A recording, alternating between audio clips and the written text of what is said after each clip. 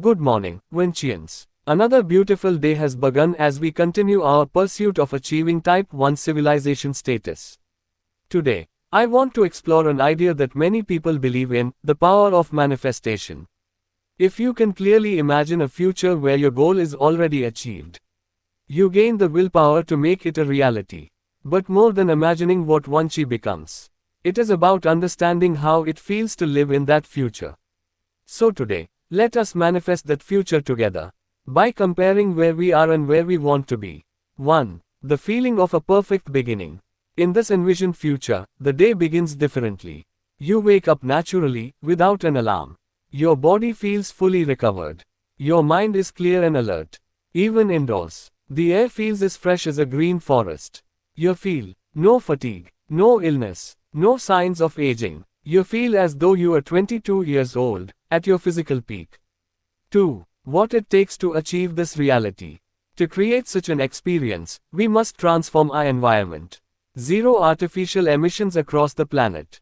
No polluting vehicles. Factories powered by clean energy. Technology with negligible heat loss.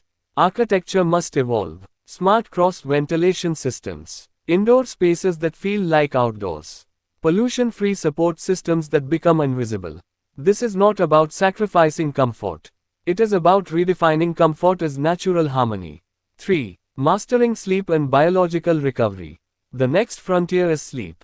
Sleep is not just rest, it is biological repair. But today, we disrupt it. Using alarms. Ignoring natural cycles. True mastery means sleeping until the body naturally completes recovery. Waking up without external interruption. A powerful idea emerges. If during sleep your body heals enough to make you a day younger, then aging itself becomes optional. 4. Living by the body clock. In this future, you do not live by a clock. You live by your biological rhythm. This is not laziness. It is the absence of fatigue, repetition, meaningless routine. Every day feels new and worth waking up for. 5. The evolution beyond technology. As the day begins, we turn to Vanchi stats. But in this future, something remarkable changes. Technology becomes invisible. No smartphones. No wearable devices. No screens. Instead, telepathy replaces interfaces. 6. From interpretive to true telepathy. This begins in stages. Interpretive telepathy. Understanding others through sensory cues. Emotional intelligence. Trained perception. True telepathy. Direct access to knowledge. Information exists in the environment. The mind learns to receive it.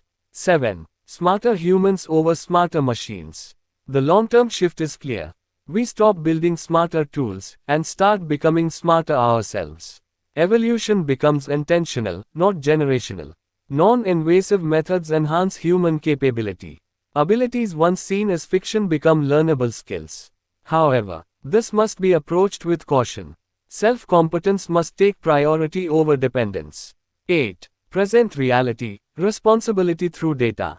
Returning to the present, I begin my day by reviewing Vanchi stats conventionally. My priority: ensure that every individual and organization is functioning well. We monitor health, financial stability, social well-being, professional engagement. Any anomaly triggers an alert. 9. The human safety net. We maintain a system called WhatsApp Talks. Periodic personal check-ins, ensuring emotional and practical well-being. However, an important principle applies. Support is not interference. We act only when someone approaches the point of no return. Because struggle is necessary for growth. Overprotection weakens resilience. 10. The business safety net. Similarly, for organizations, if a business adds value, it must not fail.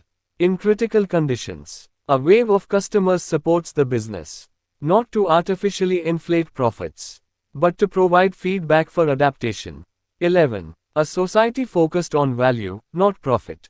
In the ideal future, citizens prioritize value creation over profit.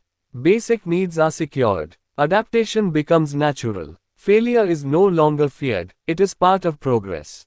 12. From ideas to reality. Once stability is ensured, I shift focus to the ideas board. Today, it is a digital system. In the future, these ideas will exist physically around us.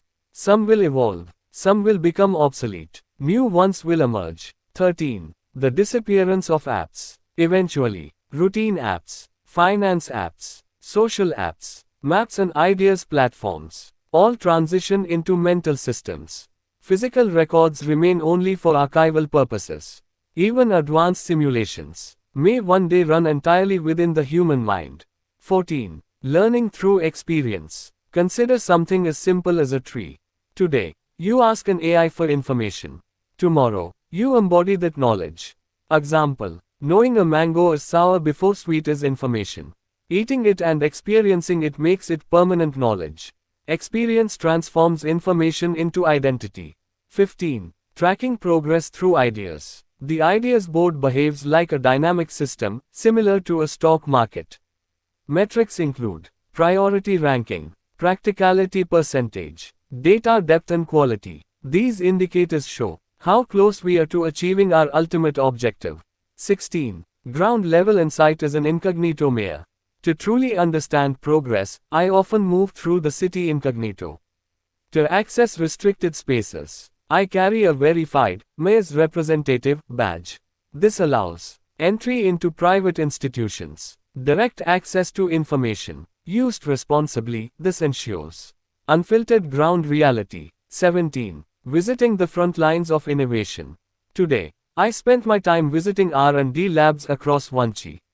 These labs work on emerging ideas, report only verified data to the public database, maintain real-time internal progress. To understand the present, one must go beyond reports and witness creation in action. 18. The power of collective ingenuity. After witnessing these efforts, one belief strengthens within me. There is nothing humanity cannot achieve if everyone contributes in the right direction. 19. Final reflection. The question of purpose. As the day ends, I return home and sit in silence. In a meditative state, I ask myself, am I right in pursuing Type 1 civilization?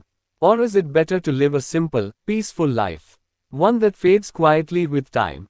This is not a question with an immediate answer. But it is a question worth asking. Good night, Vanchians.